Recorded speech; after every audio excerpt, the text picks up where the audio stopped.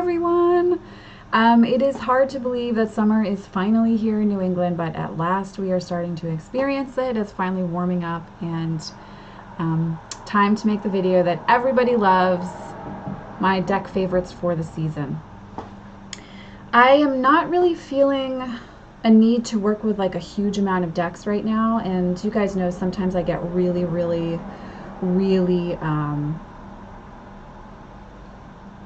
like I really have a call to work with a great deal of decks, and that's typically around the fall when I'm feeling really inspired and I've got a lot of energy to devote to multiple decks. But for where I am in my personal life right now, which is very busy, it doesn't feel appropriate to spread my energy too thin with a great deal of decks. And so actually I have a really short list this month for the season, and only one Oracle deck. A close runner-up for me right now is the Divine Circus Oracle. It's funny because I work with her and then I really don't for a while, and then I will work with her, and I have this like really weird relationship with the Divine Circus Oracle where this is by Alana Fairchild. I do not have the deck up here with me. It's downstairs on my altar down there, and I'm not going to go run down and stop the video and have to splice things together just to show you all that. The Divine Circus Oracle has been around for a while. It's very easy to just do a nice Google search there and see the images. I have a really weird relationship with that deck. As I was just saying, she tends to be profoundly accurate, and yet I don't have a sense of really deep I guess connectedness with her. Like it's an accuracy that's almost one step removed, one level removed from me, and so I'm kind of accessing her through this like pane, this window pane. And so we have a connection that's very accurate, and then we kind of step away from each other, and it's this little dance that we do. So she has been coming into my daily draws right now, but she's certainly not an everyday experience of close connection that I am having with the decks that I've chosen to show here. And there's really not anything that's super new, so if you're more jonesing to look at a deck that's brand new, that's just come out, I don't really have any of those at this time. The first one I'm gonna, let me actually talk a little bit about kind of what's going on energetically, etc. So I'm sure a lot of you have noticed that there's a tremendous amount of energy moving around us, inside of us, kind of pushing these polarities within us. And so if you've been experiencing a sense of almost anxiety in some way, or like a heightened need to be active or unsure, ungrounded, if you're really feeling that need of being unsure, ungrounded, and not sure what the next best steps are for you or what's happening, things seem to be moving at an accelerated pace. Many of us are feeling that as well. And this is a time and a place where you can bring your card work in to help you find the grounding that you're needing, and especially the messages from the energies that work with you from your higher self to assist you in taking the next best steps for you. So part of that, I think, is why there's a lot of tarot here for me, and there's tarot that's really to the point or confoundingly confusing, right? Because like both of those things seem to be helpful when we're looking for a level of clarity or understanding. I've also been personally reading Neil Stephenson and his book called Dodo. I've been reading that personally as well. I don't even know if I have it up here. I don't think I do. But for my like personal time when I'm just reading, and that has a lot to do with science and magic, of course. And so there is a piece of that comes into the personal practice as well for me. So I always like to share what I'm kind of reading with you all. I've also been reading Melissa Broder's series of essays called So Sad Today. I've been finding that really impactful the last few days, especially just kind of accessing, I think she accesses shadow very beautifully. And for me, looking at those darker places, does it always come up in the summer? I think not so much in the past, but the last 2 summers for me seem to really be time when the nitty-gritty comes out, and I'm kind of forced to look at things. So I've been reading things that are confounding and cause me to have to kind of slow down a little bit, which is good for me. And I was going to say something else about that, and I just lost it. Also going back to some older occult works and kind of searching, sifting through those, seeing what's there to be accessed now has been interesting. And I don't know how much longer I'll need to do that, but for right now, there's been a bit of a sense of need to do that. So that's kind of where I am on my personal journey right now. So for decks that I've really been working a lot with, the Hidden Waters Tarot is the first one that I'm going to show you guys. Actually has one of my favorite backings ever. Look at how beautiful that is. So I'm just going to show you some of the images. Of course, we know that these are based on the Rorschach ink blot test, and it's really about accessing, I'm just looking at her name, Anna Torian is the one who created it. It's about accessing that subconscious through what comes up in these images, and they're just really, really beautiful. And this is where I like, this is what I would call the more confounding aspect of the spectrum with tarot, where you're not confounding in a negative way, but a way where you're kind of having to access something besides just knowledge of the cards themselves, and you're really being encouraged to do some journaling, to sit with what comes up for you and kind of be in the discomfort and not run away from the discomfort. There's Seven of Wands. And I'll stop at the Lovers here. So there's the Lovers. So Hidden Waters has made the journey across state lines a few times with me, and it's been wonderful to feel her energy again and reconnect with her. And again, this is more of a personal work deck. It's not so much for divination, and that's what I tend to turn to her for. The only oracle deck that really made the list right now, again, besides I said that kind of like flirtation I have with the Divine Circus, is the Sacred Earth Oracle. This is purely because I really feel in tune with this artwork in the summer. Isn't this deck just gorgeous? It's so, I don't know, it just makes me think of summer, the feel of it, you know, the watercolors, the acrylics. There's something about it that feels very fluid and warm, and kind of, you know, when you have that exhaustion from the humidity and the heat, and you kind of like access an emotional place that you wouldn't have accessed if you weren't boiling hot, that kind of thing.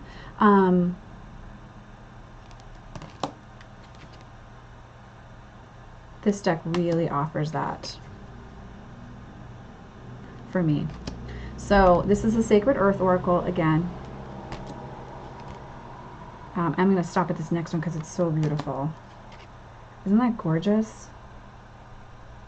And surprisingly, this deck does lend itself really well to, not surprisingly, but you might not think it would lend itself well to accessing inner core pieces, but it's not a surface deck. It really does let you get down into stuff based on looking, just even looking at the images, not even accessing the guidebook. So, let's see. The Hermetic Tarot. I haven't pulled this baby out in a long time. She was in storage. Again, this is the more confounding aspect of tarot, to the extent that it really requires me to bone up on the occult knowledge and to access the occult knowledge, which, you know, let's face it, sometimes we can all get a little bit lazy with our symbolism, especially if we're busy and exhausted, etc. You know, the way life can get to us at times. Excuse me. The Hermetic Tarot really forces you to, you know, look at that symbolism and see what comes up for you. This deck is also well known to do fucking reversals on me every time, even when I go through every card in the deck and I'm like, okay, everything's cleared, no reversals, everything's upright. I tend to like to read upright so I can look at the image. I trust my intuition to know when something's in shadow, especially for clients, but this deck is like, screw you, Racine, you will have reversals and we will give them to you. This is a deck that you either are going to love or you're not going to at all. I adore this deck. Anytime we're getting into occult stuff, I'm fascinated. Anytime we're looking at symbolism, I'm fascinated. And the fact that it's black and white is very refining for me when sometimes I've been overstimulated by, say, as much as I love Tarot Vampires, the artwork in Tarot Vampires, or like the artwork in the Marielle Tarot, and I just need straight up, a nice straight shot of tequila, right? Like that type of thing. Like it's going to get right to you. It's going to do its job. No need to get overly flowery or too much into a story. It's just like straight up. That's what it is. The next one is the Line Strider Tarot. I love this deck so much, and as the years have gone by, I have come to love her even more. And you can tell that I'm definitely in a watercolor mood when it comes to summertime, can't you? Like, I love this deck. I love reading for others with this deck. And I love the way that I love her voice. It's just so much the idea that I have in my mind of Gaia or Mother Nature, where all things are present within her and she doesn't have judgment. And that voice that's it's able to be very gentle and yet kick ass at the same time. And I really I have this connection with this deck in that way.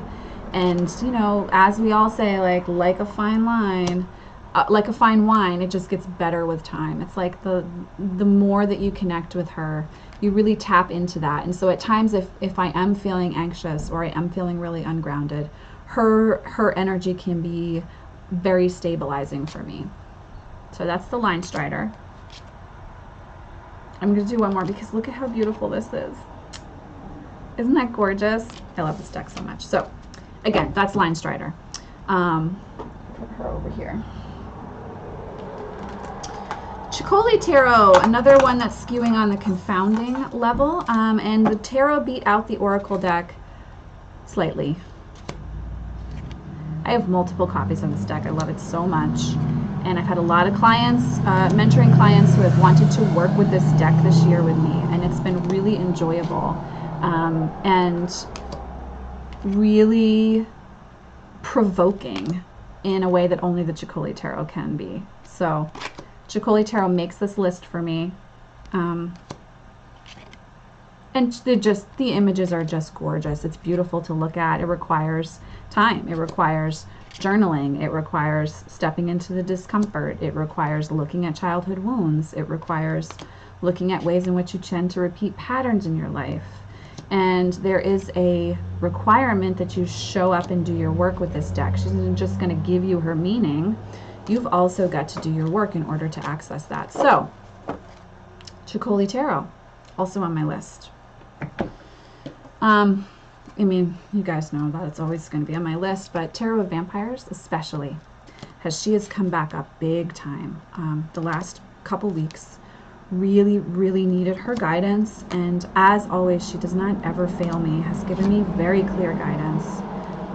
This is my original copy, still going strong 10 years in, and I have cut the borders off and edged the deck in red myself. That's what you're seeing. You can see that she's well worn, and she and I have traveled everywhere together, and we always will. We always will. This deck is my life partner.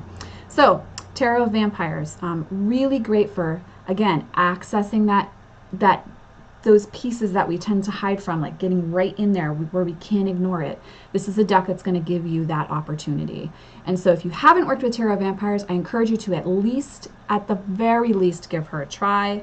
And if you have worked with her, even if the relationship has been fraught with, you know, crazy energy, giving her another try in the heat is always fascinating.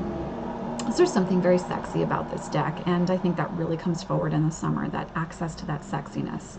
So that's Tarot of Vampires. A very lovely dear friend of mine recommended that I try the She-Wolf Tarot. So she's at the top of my list this summer because my goal is to get to know her very, very well. And you guys are going to laugh because it's not my typical type of deck. But yeah. I am, okay, first of all, can we say rose gold? Do we see the backing? Hell yes, right? So I'm just going to show you some. It is photo manipulation, and oh, there is nudity in this deck. So if you're watching and that's not okay for you, or you have kids around, you don't want them to see that, I have warned thee. And I literally just got her this week. No, maybe it was the end of last week. So I haven't really been able to access her, but I do have some time this weekend, and she and I are hanging out together. I can't, I don't even, she showed me this deck, and I was like, oh, I need her. Like, I don't care, I need her. I don't know why. I am just in love with the feel and the kind of fuck you energy she gives off, and her insouciance. Like, I just love it. I love her irreverence. Like, I want to hang out with her. I want to get to know her. And she's very much like that. So this is the She-Wolf Tarot. This is definitely an investment deck. It's totally, yes, it's an investment. But I think well worth it, and well worth the journey. And lots of fun. I am like, so look at this death card, right? Oh my God, it's like gorgeous. It's so beautiful. So She-Wolf Tarot is at the top of my list. I'm not going to show you all of them because I will do a review, because I know some of my peeps like that. So, but just absolutely gorgeous. There's no other way that I can really describe it. And there is this Egyptian feel to her, and I will say that I have been feeling very connected to the Egyptian mythology, and pulling in my own strength and empowerment from that lineage. And so there's something about this feel that I really feel the connection based on the artwork, based on the colors. I mean, look at the backing, and we've got the Ankh and all that great stuff. I really feel connected to it. So I will be working with her a great deal. And I'm hoping on my Instagram to get a little more up and insofar as like daily pulls with her, because I think that there's a lot to be shared at a communal level with her work as well in regards to the sacred feminine. So I will say honorable mention for the Thoth Tarot. I am stepping back into working with him again. And that is a lifelong thing. Like, I've talked to you guys about this. I still to this day don't read for others with that deck. At some point in my career as a reader, I will read for others with the Thoth. But there is such a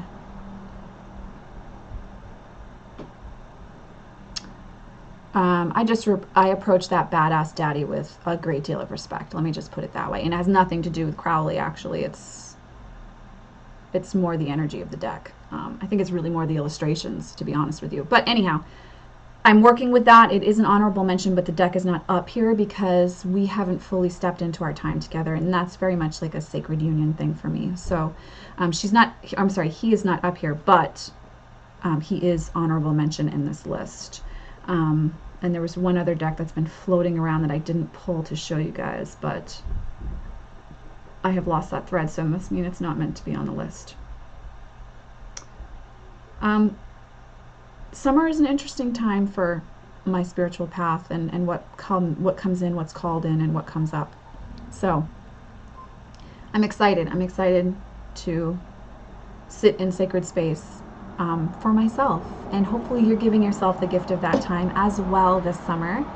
As always, my dears, it's wonderful to connect with you. Thank you guys so much. You guys always request this video. I get like the most views on these videos. It totally cracks me up. But I'm so thankful that you all enjoy them, and I'm always happy to share what I'm working with on my personal journey, and the decks that provoke and push and love and coddle and hold and infuriate and do very, very magical things for me in my spiritual practice. Deck work will always be a part of my journey, so it's a very wonderful blessing to get to share that with you all. Anyhow, I hope you are all doing well. I am sending you much love and many blessings, and I will see you in the next video. Take care.